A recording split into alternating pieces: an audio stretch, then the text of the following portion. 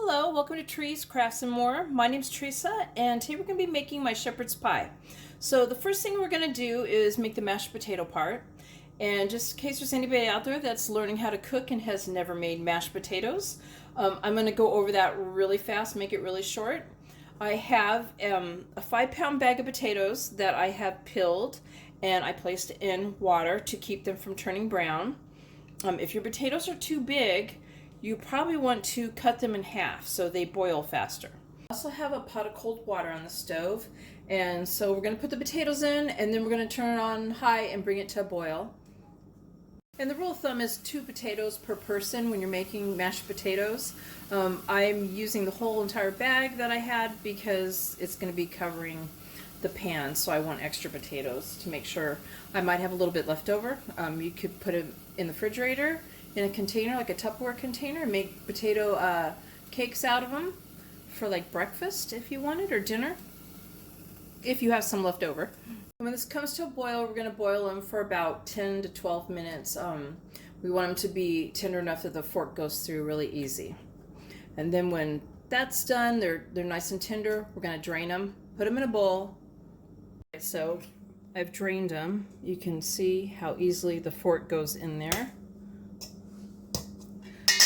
Okay, I'm going to mash them with a potato masher.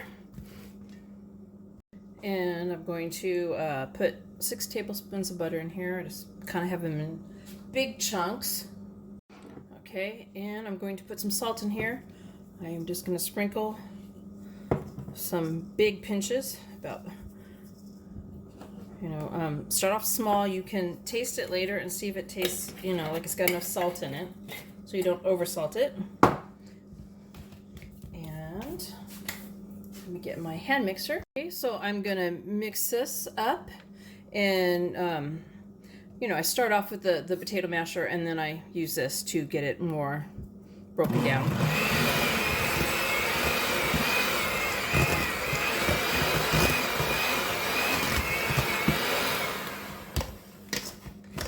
And stop.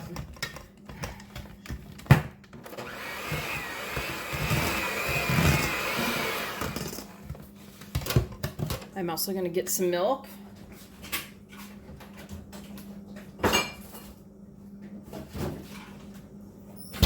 Honestly, this is a guessing game. There's no exact amount. I just kind of pour a little in at a time until it becomes the right, and keep blending it until it becomes the right consistency. You don't want overly goopy potatoes, like liquid potatoes, especially going on this. Okay, and I blended it up. There's the mashed potato part of it. I'm going to put that to the side. Hopefully that didn't take too long, showing anybody who didn't know how to make them, Okay, so I have browned some ground beef, lightly salt and peppered it. 2 pounds, I used 81 19%. And then I drained it. And then I added almost a whole 28-ounce bottle of barbecue sauce. Got about 1 inch of it left.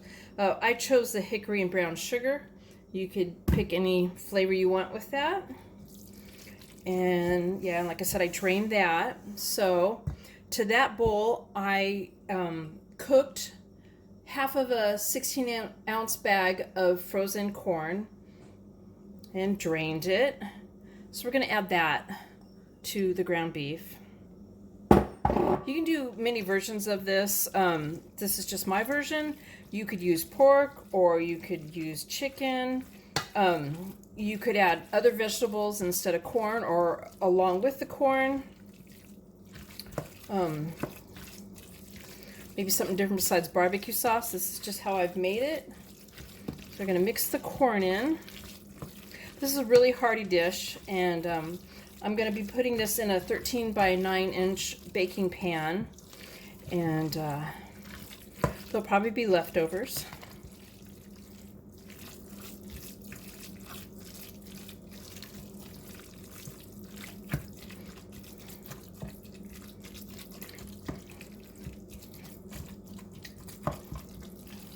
Okay, I just want to make sure it's all mixed in.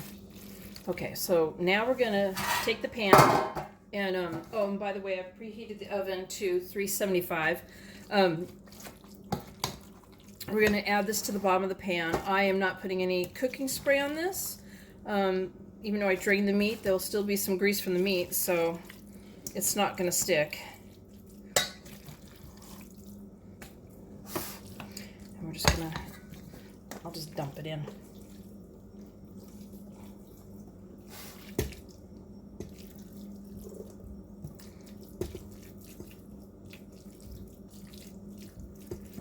And you want to spread it out evenly.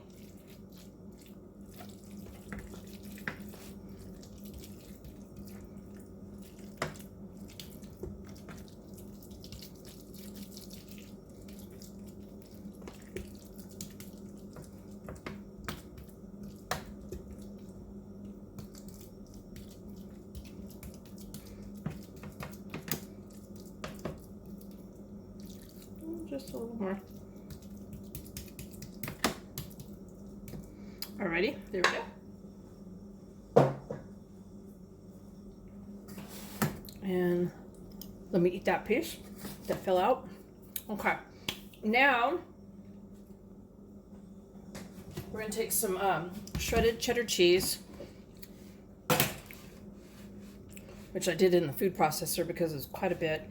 You can get bagged pre-shredded, but I think that it tastes a lot better when it's fresh. I am using extra sharp because I happen to like the extra sharp, but if you don't like it so strong, of course you could change that. You could change the cheeses to whatever cheese you want on this.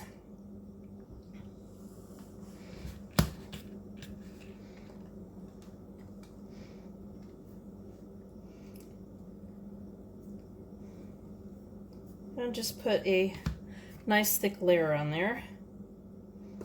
There we go.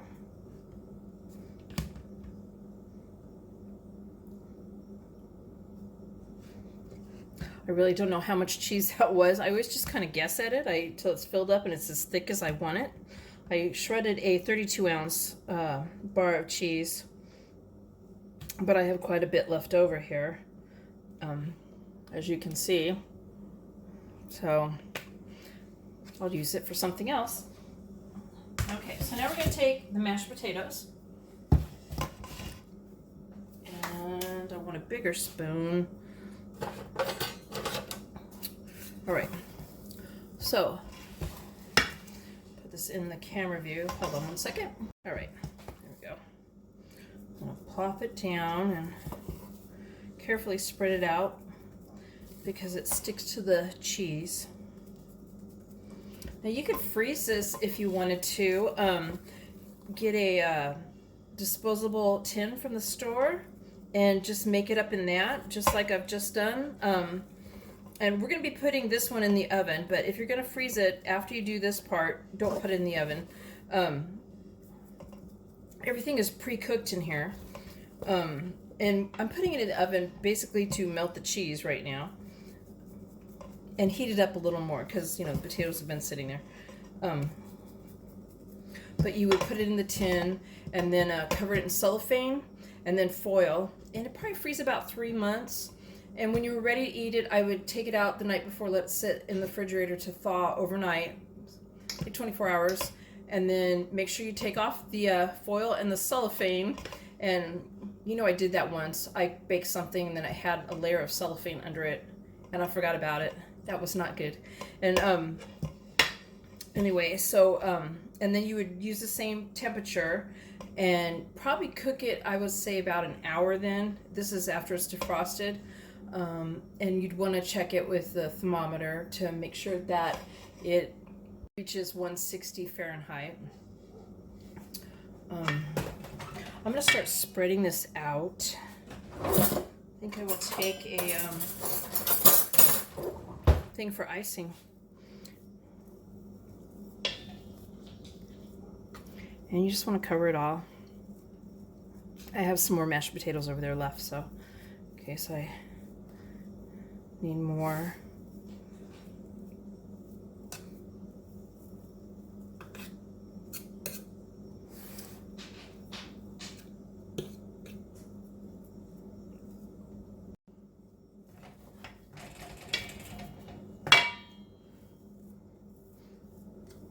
Again, you want this evenly spread out.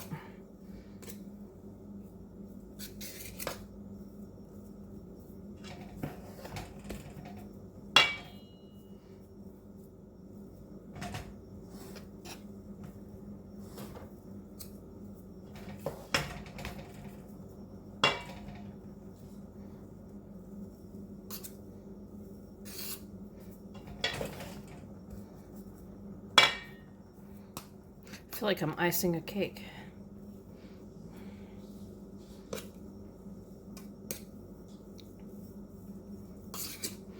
Okay, I have a little bit of potatoes left, about almost 2 cups, cup and a half. I might be able to make like a couple of potato cakes out of that for breakfast. Let me see. Now I'm going to get some salt and pepper. I'm just going to lightly salt the top. I'm going to lightly pepper the top, not very much. There we go, and now I'm going to put this in the oven. I'm not going to do an hour. I'm going to probably bake it for like 40 minutes and then just check on it and see, maybe kind of open it up with a fork a little bit in one spot and see if I see the cheese is melted. But again, if you do it in the freezer and you defrost it, you should do it for probably about an hour, and I would definitely use the thermometer on that one. Okay, I just put it in the oven. Also, I want to mention this. You need to probably get a cookie sheet and foil it and place it on top of that, just in case any oil drips down. There's the shepherd's pie, and we usually eat ours with a big dollop of sour cream on the top. Thank you for watching, and please give it a thumbs up, and I hope you subscribe. Bye!